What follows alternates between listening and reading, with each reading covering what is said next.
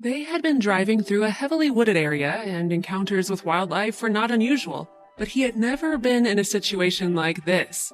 Looking around at his friends' faces, he tried to see if any of them knew what to do. He suspected that the rest of his friends had never been in a situation like this either. That being said, they all knew that they couldn't just leave it be.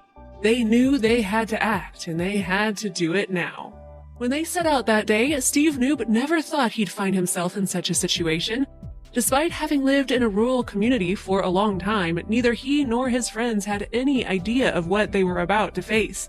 The road they were driving on rarely had any traffic as it bordered the woods. They were chatting and having a good time, then suddenly Steve slammed on the brakes. Steve's friends, bewildered by the sudden halt, scolded him for such a jarring action, and then they saw it. Their first thought was that it was an animal that had been hit by a car. There was a small brown lump in the middle of the road. Not seeing any other evidence of an accident and seeing that there were no other cars around, they got out to investigate. And that's when things only got stranger. They realized what the animal was as they slowly walked closer. It was a baby deer. Steve was saddened at the thought of the helpless creature that got hit by a car, but the fawn's eyes were open. Something wasn't right. Its legs were in a strange position around its body, collapsed, like it had tried to make itself look smaller. Then one of the guys voiced a theory. Steve's friend thought that perhaps by crouching like that, the fawn was trying to camouflage itself and hide. Judging by the creature's size, another real possibility was pointed out by someone else. It had probably been born just minutes before. Then they saw it breathe and reached the conclusion that the fawn was unharmed and healthy. But either way, they knew that they couldn't just go on their merry way and leave it there. One of the guys said, "I think we should leave it alone," but Steve, afraid that another driver might not see it and run it over, had an idea.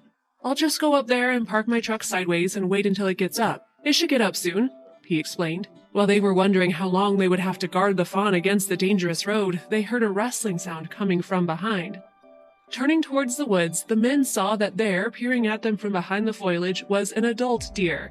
Realizing that it must be the fawn's mother, Steve felt relief knowing the deer had a chance for survival now that at least he knew it hadn't been abandoned.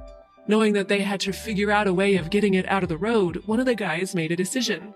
Paul and Steve agreed that they should get it out of the road, but the other guys were still unsure. Realizing that they didn't have any better ideas, they decided on Paul's decision. He started walking very slowly to the baby deer. Meanwhile, Steve captured it all on camera. Paul said, worrying about frightening the fawn, "It's not gonna hurt me, I'm not worried about that." Paul carefully moved his hands closer and closer while he bent down behind the fawn, testing its reaction to his presence. Realizing that it didn't seem too spooked, he gently placed his hands under its hind legs. After he had slowly scooped it up, he stood up quickly and started walking across the road toward the woods.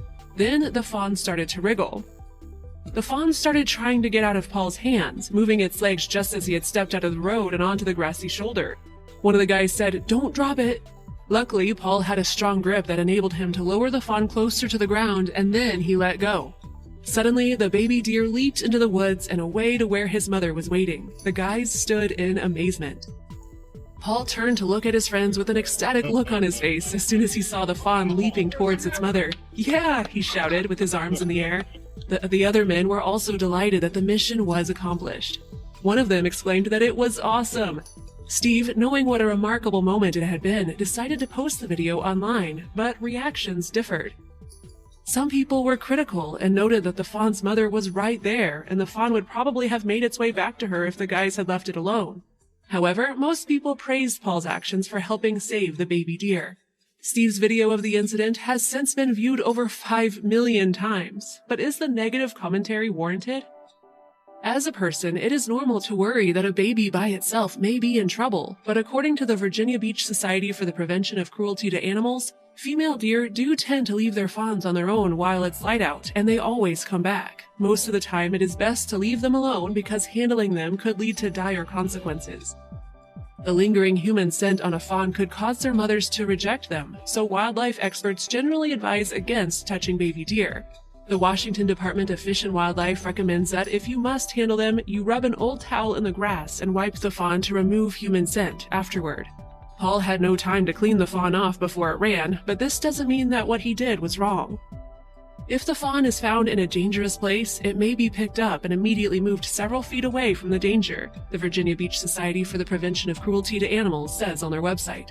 They would definitely have approved of what Paul had done that day, and we agree too.